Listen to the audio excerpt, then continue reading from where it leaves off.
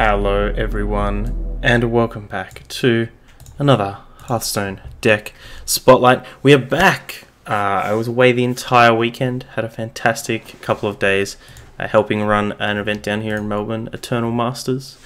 Bunch of Magic events. It was lots of fun, it was lots of rounds. It was 6 rounds in top 8, 3 days in a row.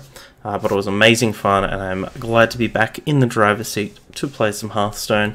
I got a bunch of decks here today, and the first one is Danehearth's Wild Hunter. It's the Ridiculous Hunter, Ridiculous Beast Hunter. And it's a wild deck, so we're going to get into the swing of things. We usually don't play too much wild, but I thought it would be nice and fun. Bit of a change of pace. And yeah, we're going to play some rank 25 wild with this thing. So let's kind of go through things. One of the main things that jumped out at me was Call Pet. So Call Pet kind of functioning as not just a card draw, but also kind of ramp. If we do hit things like the Corpse Widow, Violet Worm, any of these kind of really high top end things here, there's about 10 to 12 of them, then we get a massive tempo turn either on that turn or the following turn when we do play the massive beast that we have drawn. We've also got some interesting stuff with Desert Camel bringing out the web spinners. So the web spinner is the kind of one drop of choice here. It's going to help us get a little bit of value. We might be able to random our opponent out. Scavenging Hyena and Unleash the Hounds is the mid-game play there, and Starving Buzzard, welcome back to the fray. Hoping to draw us some cards and get us some more gas that we can close the game out with some big charging beasts, some Builder Beast cards, or just some of these huge value late game creatures. So we'll see how we go at rank 25. So I highly suspect we're going to get paired against people who have zero idea of what's going on. And the other side of things is people who have 100% idea what's going on, and we're going to get crushed. So let's alright, here with a game with the Ridiculous Beast Hunter coming to us from Danehearth. No guide, no description left, so I have no idea. We're kind of in the blind here. I guess we'll keep the 2-drop, send the rest back.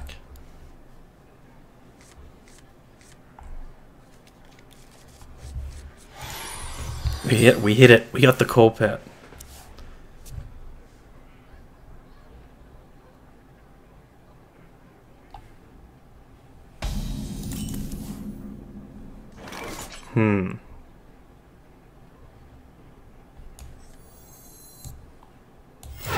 Let's get the Grandmother out there. If they wanna play a 2-drop, we have the Scavenging Hyena to hopefully get a bit of value.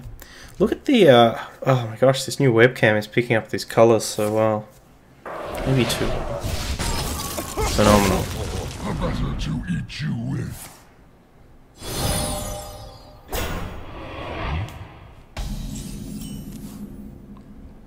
Alright, well, whilst they don't have anything to threaten, we'll get this hyena out.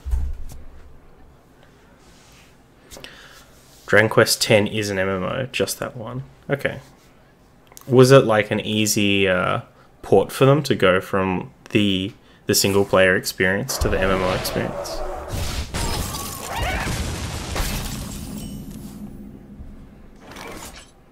Ooh. I really would like to Desert Camel, but we can't. If they do rip a mana one, we can't clear it that turn, so.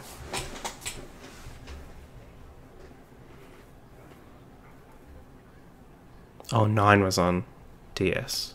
My bad.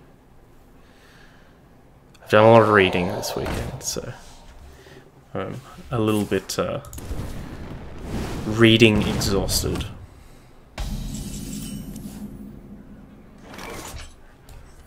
I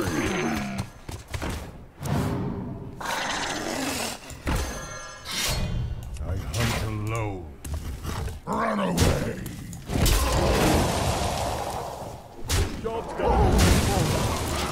All right, solidly in the driver's seat here. Do need to rip something spicy off this coal pet. Ugh, the cone of coal. Ooh. Infinite web spinners though. Infinite spiders. I watched that one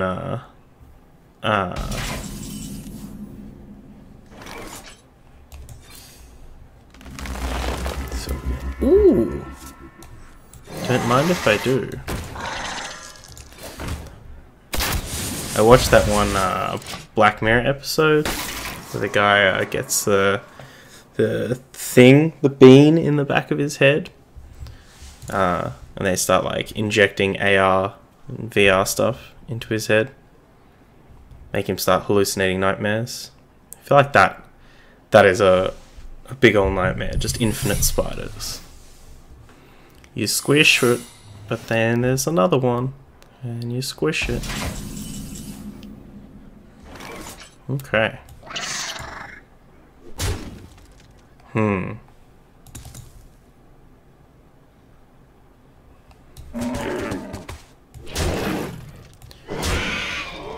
Don't really need to extend any more into these secrets. VR episode of Black Mirror is pretty wonderful. Yeah, I mean, it had some like weird storyline inconsistencies with the female antagonist, maybe protagonist. Who knows?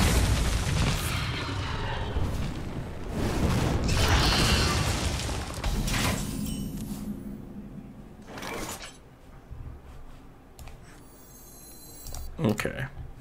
So it's like mirror entity, potion of polymorph, ice block.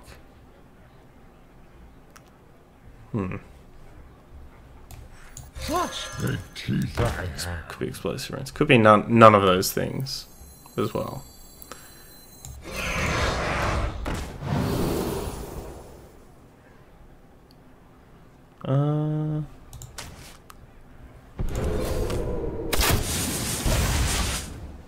That episode is a nightmare. Thanks everyone for stopping by as well. Hey Roddy, hope you're doing well. Finally streaming on my schedule, I see. I missed yesterday, so I thought I'd jump on. I have today off with nothing else planned, which is super rare. So I thought I'd jump on and record some games, get some more content up on YouTube. That episode is a nightmare. Yeah, I think the worst part is just the how there's like the dude that he like has bad memories of, and then the spiders, and then they become one.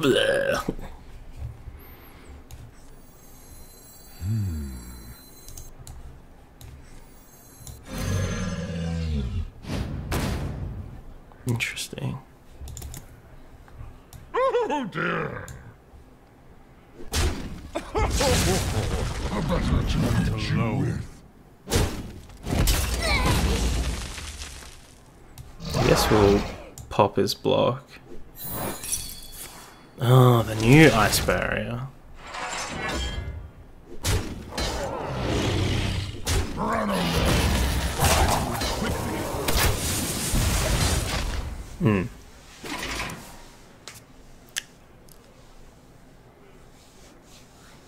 Those low rolled spells. Oh, the arcane missiles versus Hunter's Mark. Strong.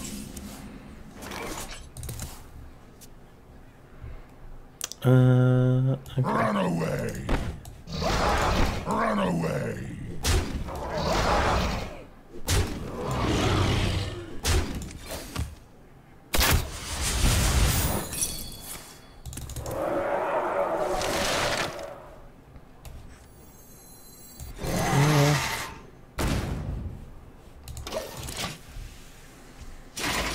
First time actually catching a stream, but I really appreciate the quality of budget deck series content on YouTube. Quality and helpful stuff. Keep up the good work, my man. Thank you so much for saying that. I really appreciate it, and I definitely like that's one of my main focuses, getting that content out there for the people who really appreciate it, especially those budget decks. And there's lots of people out there who kind of have either just started playing Hearthstone or coming back, or you know, they just don't have a lot of time every day. And I know that you'll really appreciate the helping hand. There we go. We got 2 of our spells down. I did craft 1 Colpet for this deck, so we might need the dust. But yeah, I really appreciate you coming and checking out the stream as well. I know I've looked at kind of the demographics of the people who watch the videos, and a lot of them are kind of outside of the time zones that I stream. I will fight with honor. But I do want to make a bit of an effort to kind of hit those time zones when I can. Primarily an MTG player who has recently made the venture over to Hearthstone, it's been a helpful way to bridge the gap. Yeah, I've considered doing some like transition videos, because I myself I've been playing Magic for quite a while. I'm actually a level 2 judge and work at a card store as well. So I know there's, for instance, when I started playing Netrunner, there was a really interesting article that came out at some point that was, the idea was, you know, to help Magic players look at Netrunner in a very Magic point of view. Like, here are some things that you know, and here's how you can apply them.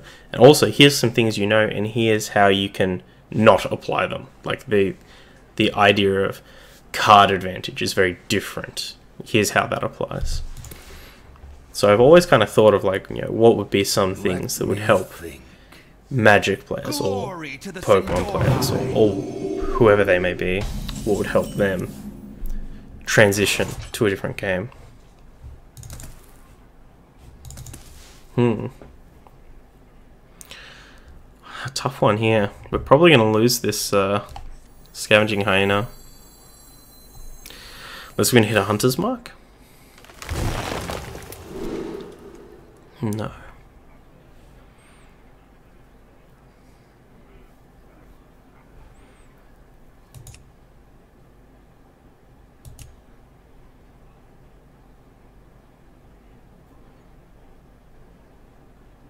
I wonder.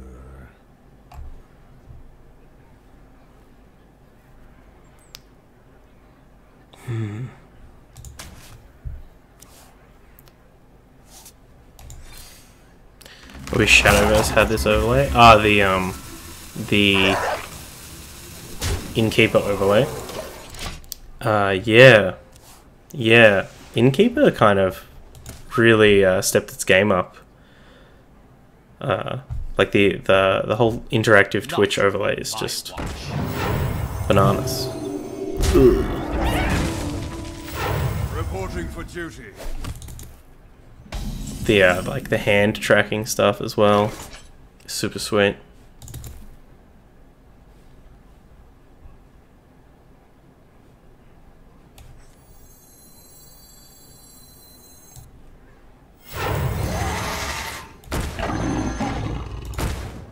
Right. Let's see what our opponent can do with that. Netrunner is ending. Yeah, I guess. Like, well, I kind of started talking about that. About learning Netrunner, but yeah, as of like, I heard about it on the weekend. No more Netrunner. A licensing deal came up, and they didn't renew, so no more. It was, I think, a lot of people. It was one of their favorite games. It was a great abstract game. If you're a game designer or interested in game design, it's such an interesting beast to look at. FFG announced the other day you can look for a link. Yeah, if you find a link, feel free to chuck it in. Yeah, it's pretty scary though. Losing what are these LCGs?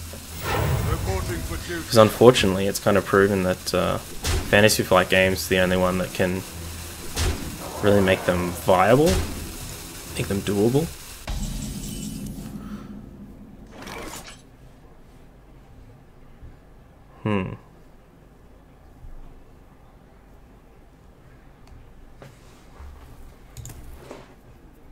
I think we want to pair these two up next turn.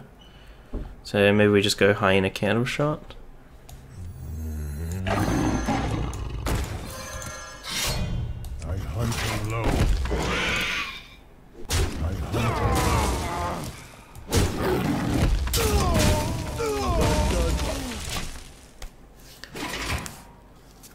The game was not fun for me because if there was a big skill difference, it was not fun. And everyone I played against was ultra competitive. Yeah. Netrunner had a very... Not only did it have like a steep learning curve, but it also had a lot of nuance, at least from my experiences playing. So the skill gap is tremendous. That's one of the reasons why playing competitive Netrunner for a competitive person is so amazing. You know, you're rarely gonna see games that have that much kind of interplay and stuff. Combined with it being a living card game, which, for those of you who don't know, means that everyone gets everything. It's whenever I summon. Yeah, so we'll take some card draw here.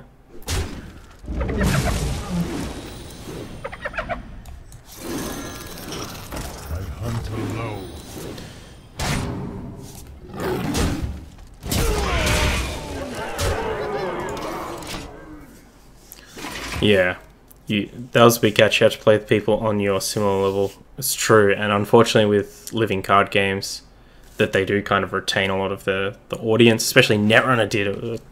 You know, it was actually started quite small and grew extremely large.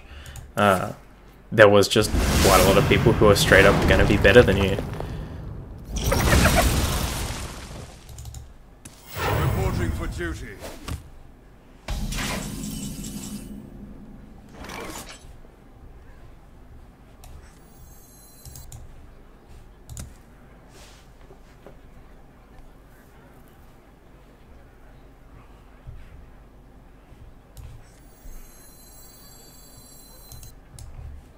Yeah, I'll just get the Grub Lord out. Hunt low.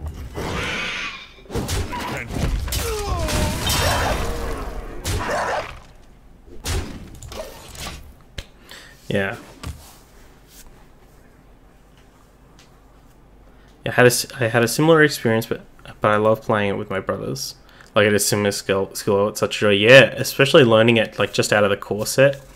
If you look up some of the like revised learning decks, it's a joy of a game. And like I said, if you're someone who likes looking at game design, you can learn so much from it. Now I got Cyberpunk to scratch my Cyberpunk itch. Yeah, honestly, Netrunner I liked the Matrix, and I liked kind of Cyberpunk. My knowledge of Cyberpunk, I kind of liked what it was doing, but it took Netrunner to make me really just be like looking into the genre. You know, I read Neuromancer. My housemate had a copy, and I wanted to check out this massively influencing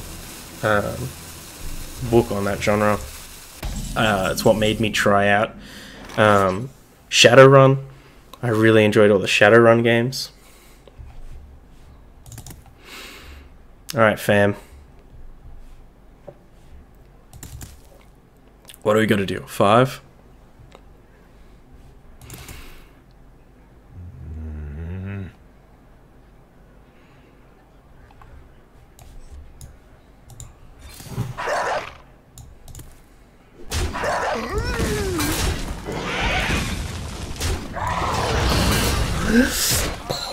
Just punch him with the one. Cyberpunk looks good too. Cyberpunk 2077, yeah. I mean, I kind of wanted to play, because it's CD Projekt Red, so I kind of wanted to play a bit of Witcher and stuff to kind of get in their vibe, their mode. So I was ready for Cyberpunk 2077. So that is looking incredible. I did see that. That was one of the other trailers I saw. Fallen out of love with Detroit though. It's still good, but now its flaws are kind of glaring at me. Honestly, Detroit kind of came out of nowhere for me. I had no idea it was going on, which is super weird because it sounds like something that I'd be way into. So what's the premise of Detroit? Because all I've kind of gotten is that it's that very typical, like, it's like a world with androids, possibly exploring the whole, you know, are androids people, etc., etc. idea. But what's it actually about? Or what's the actual, I guess, gameplay involved? Androids learn to dream of electric sheep. Okay. It's a very good descriptor.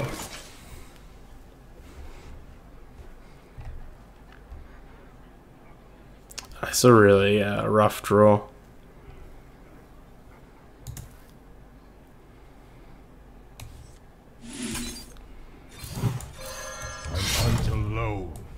It sucks to have to use that Hunter's Mark so early, but we're just doing nothing until we can hopefully coin this Tundra Rhino out. Three different... Okay, let me... 3 different androids with different premises are suddenly given sentience and have to ask themselves what their lot in life is.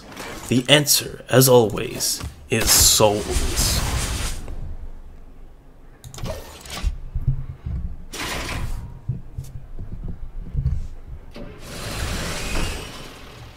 Three androids, their fate intertwined by souls.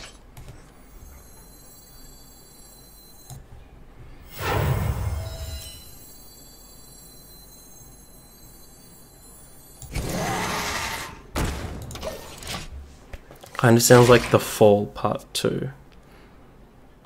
Is The Fall the TV series? What is The Fall? Not The Goal, The Fall. It is a TV series.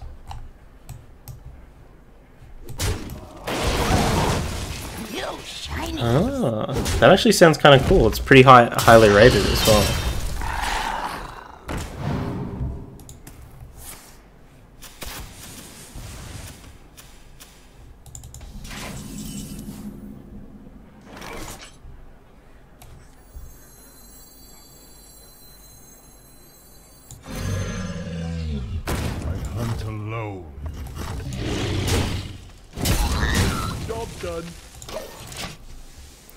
Here's an important choice. Have 3 seconds to think about it. Oh, is that kind of the meme that came out of it? The like press X to save humanity or something?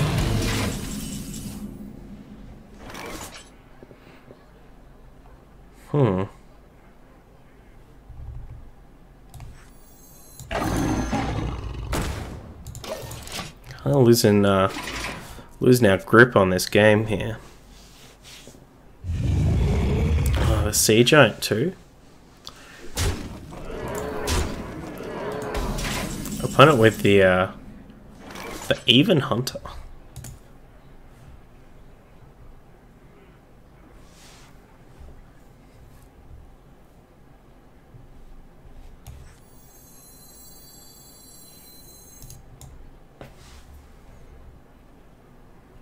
I wonder.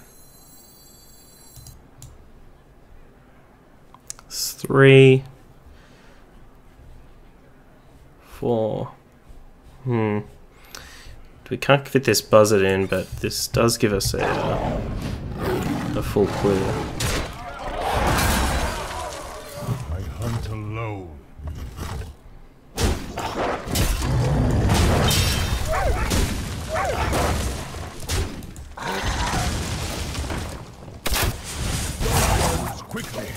we're lucky we might be able to get a trade in with the high main, get some draws.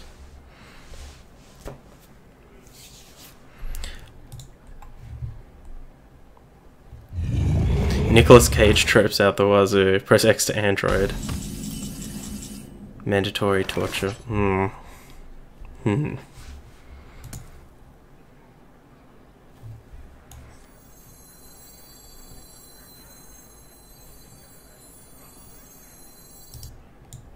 Like, we're probably... Are we dead if we leave this up? I wonder. That is the question. Or can we just play out this Violet Worm and go to town? Like, they're going to deal 10 to us? We're on 6. They need double kill command, even if they have a beast or not.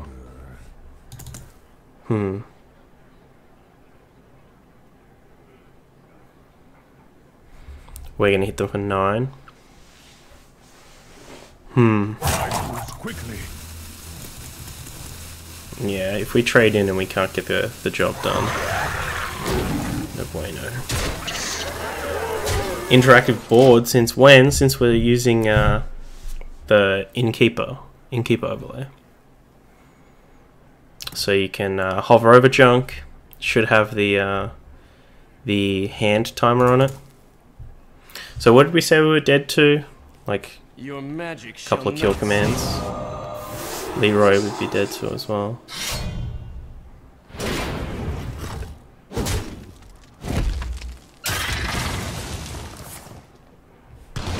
Yeah, they're all one off.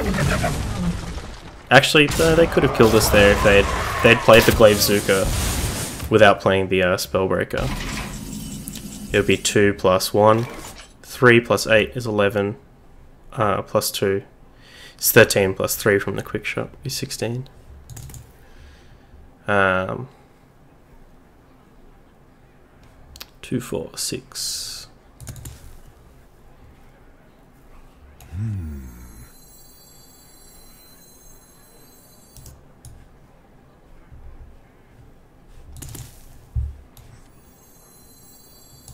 See if they got any 1-drops in there. Nope. The eternal hunt has begun. So this armor should put us out of the range of any shenanigans. The Fall Part 2 Unbound came out a few weeks ago. It's on Netflix. This curse has become our Heavy-handed themes. I feel like Cyberpunk is all about heavy-handed themes, though. And also very nuanced themes. It's just about themes. Alright, so let's take a look at the deck. We played a couple of games. We went undefeated, but of course, this is ranked 25 wild. We don't play too much, but this was super fun. It's also a pretty budget deck. I imagine most of you standard players out there who play a bit of Hunter probably have most of this lying around. Might be missing some web spinners, or might be missing some these call pets. But if you got them or you want to craft them, it's actually a really fun fun wild deck, which I can recommend. But anyway, thanks for watching.